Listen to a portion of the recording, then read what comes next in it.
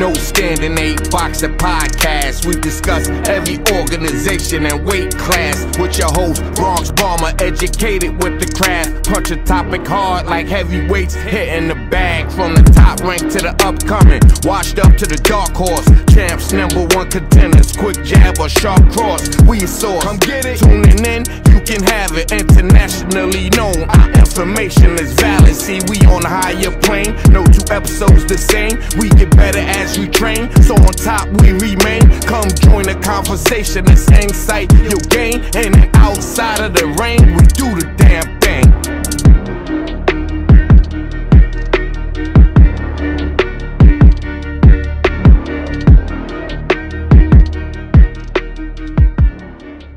All right, fight fans, welcome to the edition of No Stand 8 Boxer Talk. I am your host, the Bronx Barber, and today I'm going to get into a little preview with the Teofimo Lopez fight against Pedro Campa this weekend. Top Rank ESPN will be televising this card. Got a nice card ahead of you. But before we get to that, look, it's Friday. I'm hype. Shout out to my man Abe at NewYorkFights.com, my co-editor, who put me on to this new locks joint that dropped on the Funk Flex show. And that thing was fire. That thing had me hyped up. So it was only fitting that I come on and do a video about what's going on with Teofimo Lopez and the things leading up to this fight. And so, yeah, before I get into that, though, shout out to New York Fights. Shout out to my editor, Mike Woods. Shout out to all the other writers on New York Fights, Weak Sauce Radio, Marquise, Glenn, Colin overseas, Gail out on the West Coast, Ryan O'Hara, Matt, and a bunch of other writers. If I forgot, if I missed you, I'm sorry, but I got so many things in my mind that I got to get out about Teofimo, about the takeover, right? So we're going to jump right into this. But before I lead off this segment, I am wearing my Sit Down, Be Humble shirt from the new Phenom that's coming up. Floyd Schofield Jr., who just signed with Golden Boy Promotions, also known a.k.a. as Kid Austin, had a good showing last week with his first fight under Golden Boy Promotions. I did an interview with him last October with him and his pops, and I liked the kid from then. He was skilled, got a good personality, he got a good team behind him. With his father, that had a great story, overcoming homelessness when he was a kid, and the different techniques and approaches that his father takes to training him from the time he was 3 years old that led to him to being the phenom and the great fighter that he's going to become. Read my story on NewYorkFights.com. Floyd Schofield Jr., a.k.a. Kid Austin, referenced himself as the GOAT, greatest of all time. He's already called himself the greatest of all time. That has yet to be determined because, boxing happens. But the kid does got the skills to back up what he's saying. So we got to see, how this thing plays out, how it manifests itself. But I'm excited nevertheless to see his progress, to see his growth, to see how things are going to play out with him, right? So, man, props to him and his dad, and, just follow them on Instagram, and, very, very beautiful boxing duo, doing big things in boxing. The future looks bright for them. All right, so the reason why I wore the shirt, because what I'm going to get into is going to be very fitting with Teofimo Lopez. Sometimes, man, in this world, even some of those greats on that wall, some of the greats I got on this wall, even myself, sometimes we got to sit down and be humble. Take a chill. Relax. Not everything need to be rah, rah, rah. Not everything needs a justification. Right? But nevertheless, the card this weekend is going to take place at the Resorts World Hotel Casino in Las Vegas, where former world champ Teofimo Lopez makes his highly anticipated return after a year away from boxing against this tough Mexican fighter named Pedro Campa. Pedro Campa has a record of 34-1, one loss, one draw, and 23 KOs. He's tough. He's rugged. And he's going to give Teofimo Lopez some much needed work to knock off that ring rust. All right. But against Campa, Teofimo Lopez is going to be countering some first in his career. That he's making his debut at 140 pounds. That's one of the first. The second first is that this will be his first fight in his professional career coming off a loss. So how is he going to be physically, mentally, How is he going to adjust to the new weight? Some of you are asking, can Teofimo Lopez take over 140 pounds weight division? Can the takeover take over 140-pound weight division? I'm going to get into all that. Okay? A fighter who was dubbed the takeover. He seemed poised to sweep the lightweight division at 135 pounds after he beat the highly ranked pound-for-pound king, Vasily Lomachenko. Nobody expected that, not even myself. You look at my prediction video, I didn't expect Teofimo to do what he did. I just thought he was too vanilla, too young. I'll never question his skills. At that time, the Loma hype train was the Loma hype train. All right? He was doing things that, for a lot of us, we were putting him up there. We didn't think he could be beat, especially from a young cat like Teofimo. I ate some crow that day. Teofimo did his thing. He beat Loma, especially that 12th round. All right? He lifted off 3 titles off the Ukrainian. So we had no choice but to think that the takeover was going to live up to his name, the takeover. But that's until he ran up against George Kambosos. His first defense, he lost the titles. I'm not going to say he got taken over because the fight, to me, was close because Teo kind of figured out in the middle, right? He dropped Kambosos. Kambosos dropped him. The fight was close. All right, but nevertheless, he couldn't take over nothing because it became the George Kambosos show. And then who was going to fight George Kambosos and all this and all that? Leading up to the Kambosos fight, the Lopez team was candid about the problems that Teofimo was struggling leading up to that fight. Evidently, and of course, we found out later that Teo had a hole in his esophagus that caused some breathing issues during the fight. Teofimo himself said his neck was swelling. He couldn't breathe. In an interview with Mark Kriegel, he said that he contemplated something he never thought he would contemplate, which was quitting right around the 7th round. So we know he had some physical ailments prior to the fight. His father wanted him to go to the hospital. Teo said, nah, I'm going to fight. So we knew about that. We also knew he was struggling with depression. We saw some of the meltdowns on Twitter. We saw the back and forth. Him melted down. Him bring himself back up. He was going through a rocky marriage, going through a separation. His wife just had a baby. He was a brand new superstar in boxing. So dealing with the pressures of being a superstar, dealing with the pressures of a rocky marriage, being a new father. I get it. I'm not knocking him for that. But still with all that, he overcame and stepped in the ring, right? Still with all that, he fought through the pain of the breathing, the neck, the hole in his esophagus. Still through all that. And what I'm here to talk about is, can the takeover, I'm going to answer your question. Your question is, a lot of you are watching you on Boxing Twitter. Your question is, can he take over the 140-pound division? Can he do that? Well, I'm going to get into all that. I'm going to answer your question, but I want to talk about the interviews leading up to this fight Saturday night. And all these interviews leading up to Saturday night, Teo ain't talking about Pedro Campa. He's not talking about what he's doing and how he's getting ready. I mean, a little bit, but not like that. What Teo is talking about is still George Kambosos. Kind of like Gotti's still talking about Ashanti. I mean, it's done. It's over. Why are we still talking about what happened or didn't happen in the fight with George Kambosos? Why are we still talking about that? It's like he hurt, like somebody, like you broke up with your girl, you still kind of feeling that pain. I get it. He lost, and that's probably affected him, because winners and champions don't like to lose. But that's not that. That's not the disgusting feeling that Michael Jordan gets in his soul when he loses a fight. Kobe Bryant, all the great champions that we know. That's not that. That's not that. This is more like I don't know, like whining. making excuses, right? And all the interviews leading up to that, it is not. This don't fall solely on the Lopez's. This don't fall on them only.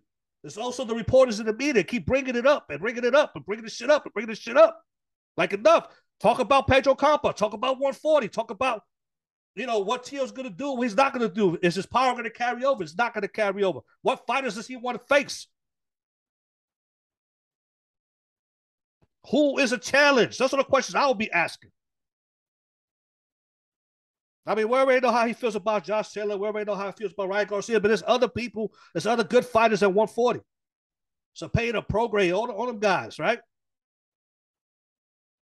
Who, when it comes time to face the elite at 140, how does he feel about that? Why are questions like that not being asked? Why is everything about the esophagus, about the lungs, about the elbow, the hand, whether he won or didn't won? That nobody, and they're talking everything about the Kambosos fight, but nobody addressing how he acted like a sucker when he took the mic away, like Kanye did Taylor Swift in Kambosos' interview. That left a bad taste in people's mouth, left a bad taste in my mouth, right? But anyway, it's neither here nor there. Yeah, it is. Yeah, it is. That's what I'm talking about. And the Mark Kriegel interview he did on ESPN, 2.5 minute interview. Mark Kriegel did a 2.5, and the whole interview was about whether Teo should have been in that ring, whether Teo should have fought, this, that, the other. When there's a fight coming up, he went on Kate Abdo's show. So same thing. Right around the 12-minute mark, that topic comes up. And once you get Teo on that topic, he's going to stay on it. Most recently, he was on Max Kellerman. 10-minute interview on Max's show, Max on Boxing. 10 minutes. Take a guess how long they were talking about the esophagus, the elbow, the hand, the breathing. Yes, 7 minutes. The other 3 minutes they talked about Campa. 7 minutes. Fight a couple weeks away. The Campa fight a couple weeks away. They talked about the Kambosos fight that happened a year ago for 7 minutes.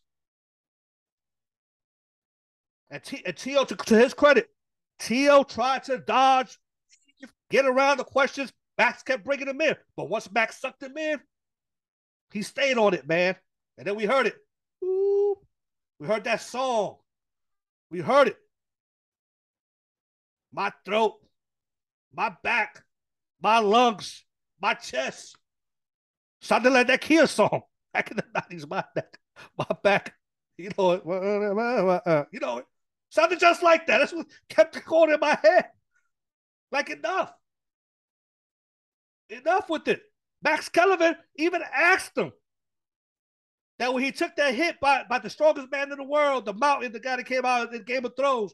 You know when Teo did that Instagram video where he got the hit in the stomach? That he took that shot, he took it like a G. Max Kellerman asked him if that has something. The whole, I can't make this. Watch it. It's on YouTube. You can't make it up. He asked him. What? I'm like, what the fuck? What? Why? What? Is the hole in the neck that serious? I mean, it was. It is because the doctor said, went on record, saying that he could have died. What I'm saying is he didn't die. It's over. Is it still that serious that we talk about it? Instead of focusing on the Pedro Campa fight. That's what I'm saying.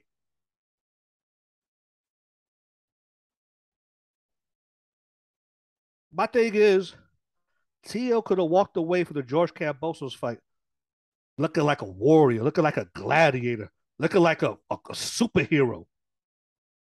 Invincible. Because once you found out he fought through that pain, he muscled it and almost eked out a win. He messes it up with all that sucker shit. Taking the mic, interrupting Kambosos' interview, going on interview after interview after interview after interview, talking about his lung, his throat. I could have died. I could have this. He didn't beat me. He didn't take his loss. Look, you lost. That was it. All right, take your loss, keep it moving, sit down, be humble, stay quiet. And then once the fans find out, like, oh, he fought through that? Well, no wonder he didn't win, because you wasn't supposed to lose to Camboso. Now I know that Styles makes fights. And I knew that Camboso's fight was gonna be a little difficult for Tio, especially all the nonsense leading up to it, right? All the cancellations and scheduling, right? But you could have walked away from that gladiator status. Let the fans make that determination. You know what I'm saying? But nah, we got tired of hearing it. It's the same old song. Neck, lungs, arm, elbow, knees. Oh my! I mean, same old thing. So now instead of reasons, they sound like excuses. And I'm not saying, listen, don't get me wrong, y'all. Don't get me wrong. I'm not saying that none of this, none of those ailments didn't have an effect on the fight. I'm not saying that. I'm not saying that the lungs, the breathing problems, the next one didn't hurt. I'm not saying that didn't have something to do with how he performed. I'm not saying any of that. The elbow, the hand. I'm not saying any of that. It's okay if you believe you won the fight. It's okay if you believe that. That's cool. I'm not. Listen, when you're a competitor, especially with a fight that was close, when you're a competitor, you're always gonna say you got the nod. But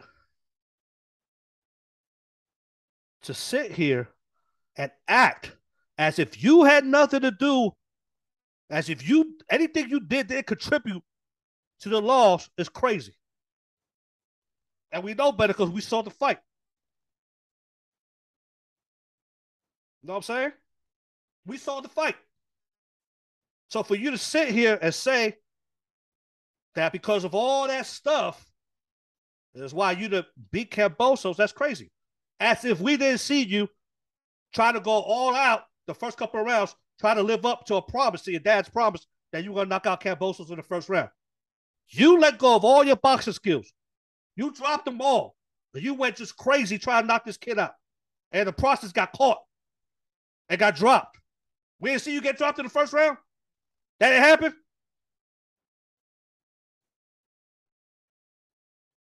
Honestly, until the breather, until I found out about the breathing problem, the hole in the throat thing, I just thought you gassed out because you went trying to knock this guy out, putting everything into every punch. There was no setups. So I thought you gassed yourself out. And then later I was like, okay, good breathe, whole throat, got it. Like we didn't see that. We didn't see you get dropped. We didn't see you eat punch after punch after punch after punch that led you to look like a bloody, battered mess at the end of 12 rounds. We didn't see that? That didn't happen? Nah, it was everything else, right? That's what's the crazy part. That's the part that makes you look like that, makes you like a sucker. Instead of just saying, all right, look, I don't believe that he won the fight, but nevertheless, he was the better man that night. He won. I'm gonna go back in the gym, work on some things. I'm gonna rematch him. I'm gonna do this. I want this fight. You know, things that fighters say after they take an L.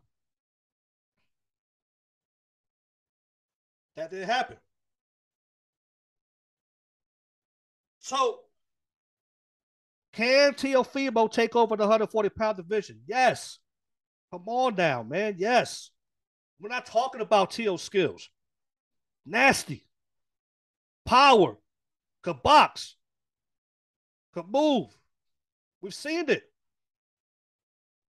Teofimo Lopez is a bona fide, legit fighter.